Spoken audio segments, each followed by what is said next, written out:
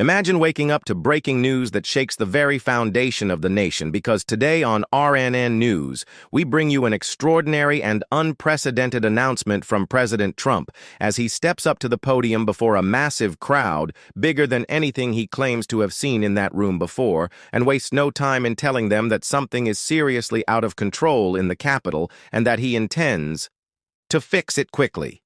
Just as he says he did on the southern border, calling this Liberation Day in Washington, D.C., and declaring that they will take the Capitol back, he invokes Section 740 of the District of Columbia Home Rule Act, placing the D.C. Metropolitan Police Department directly under federal control, a move that has never been done before, while also announcing that the National Guard will be deployed to restore law, order, and public safety. He tells the crowd that reporters, no matter their political leanings, should care about this because nobody wants to be mugged or attacked or worse, and points to alarming statistics comparing the murder rate in D.C. to cities like Bogota, Mexico City, and even Baghdad, saying that D.C. tops them all with 41 murders per 100,000 people, the highest rate he claims they can find anywhere in the world. He outlines how car thefts have doubled over 5 years and carjackings have tripled, and paints a dark picture of violent gangs roaming the streets, drug-fueled chaos, and a city overrun with crime, insisting that, just like the southern border, they will shut this problem down. He rattles off international comparisons, showing D.C. higher than cities notorious for crime, and challenges the audience to decide if this is the kind of place they want to live in, promising instead a city that is safe and clean.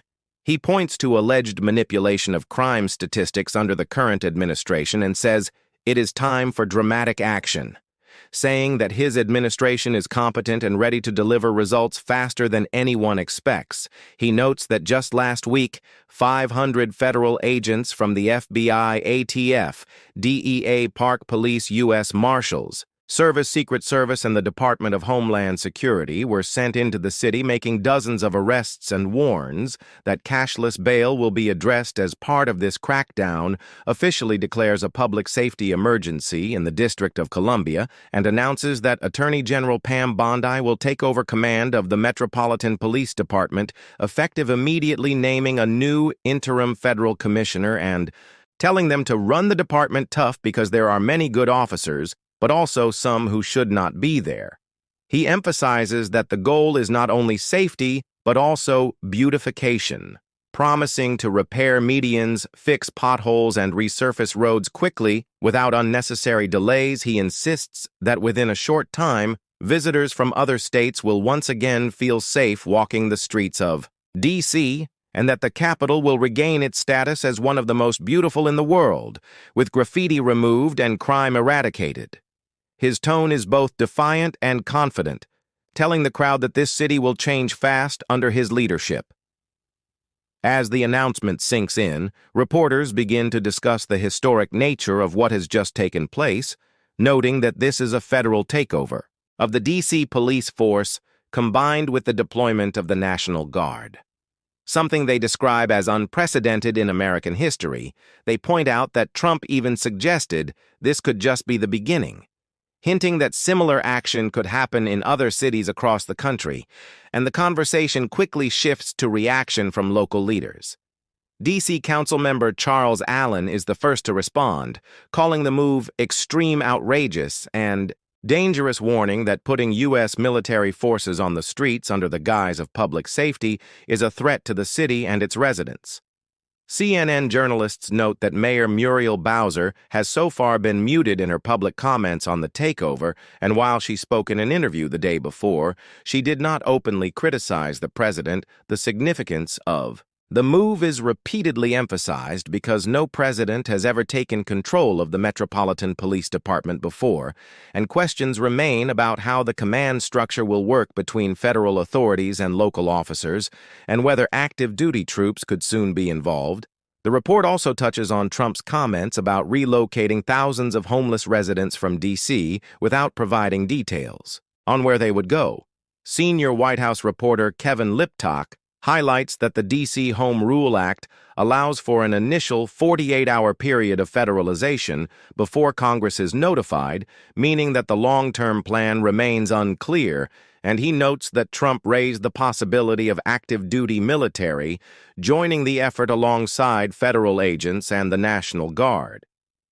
If needed, the president painted a dystopian picture of Washington, describing it as overrun by violent gangs, bloodthirsty criminals, and mobs of dangerous individuals, using language that critics say does not match the lived experience of many residents or the official statistics, which show that while violent crime spiked in 2023, it has since been trending downward.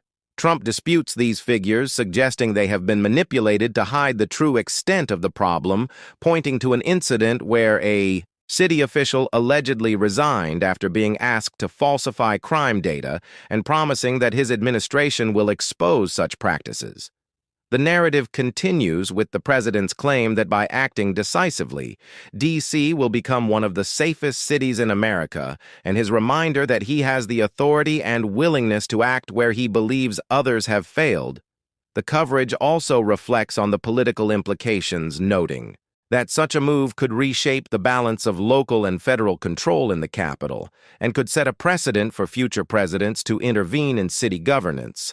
The deployment of hundreds of federal agents from agencies like the FBI, ATF, DEA, Park Police, U.S. Marshals, Secret Service, and Homeland Security is described as one of the most forceful law enforcement surges in modern D.C. history, and analysts debate whether it will bring stability or create tension between residents and authorities.